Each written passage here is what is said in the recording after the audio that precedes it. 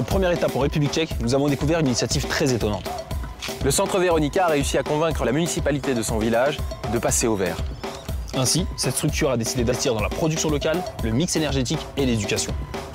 Et pourtant, ce village n'est pas reconnu comme vert. Mais croyez-nous, il n'a pas le tampon, mais c'est un vrai. C'est au cœur d'un village de 250 habitants qu'une association écologique a créé le centre Veronica. My name is Jana. Yana, la directrice du centre, va nous faire une visite guidée du bâtiment, où tout est pensé en fonction du développement durable. Mur en paille pour favoriser l'isolation, double vitrage pour les fenêtres et pompe à chaleur au sous-sol. Une pompe apporte l'air de l'extérieur qui est froid durant l'hiver et quand il croise l'air chaud de l'intérieur, cela produit de l'énergie. À travers des visites éducatives ou des séminaires, ce centre accueille chaque année plus de 5000 personnes avec un objectif avoué, diffuser son expérience. Aujourd'hui, un groupe d'adolescents apprend à faire du jus de pomme à partir de l'agriculture locale.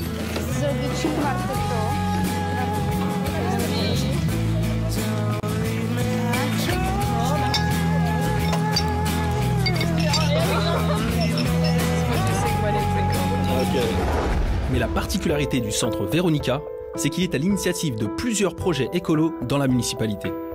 D'ici, vous pouvez voir l'une de nos sources d'énergie renouvelable, un panneau solaire que nous avons fabriqué nous-mêmes. Ça ne nous a presque rien coûté. Nous voulons montrer que l'énergie solaire, c'est possible. Une autre source d'énergie renouvelable du village est la biomasse. Nous avons une centrale biomasse qui chauffe 80% du village. Regardez, c'est du bois, des copeaux de bois venant de la région. Les émissions de CO2 du bois quand il est brûlé sont si faibles que l'air est propre. C'est l'un des points les plus importants de ce projet. Et à Ostotine, rien ne se perd, tout se recycle. C'est la devise du village. Favoriser les produits locaux pour baisser le coût des transports et de la main-d'œuvre. Ils ont même pensé à un système d'épuration d'eau totalement naturel. Le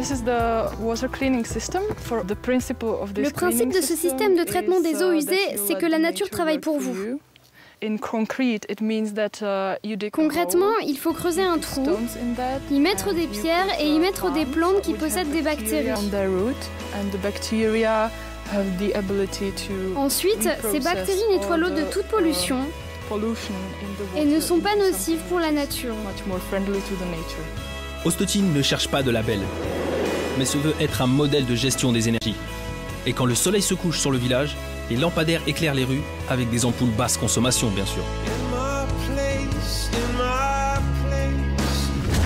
Cette initiative de Tariq et Nathanaël sera-t-elle retenue dans le panorama final?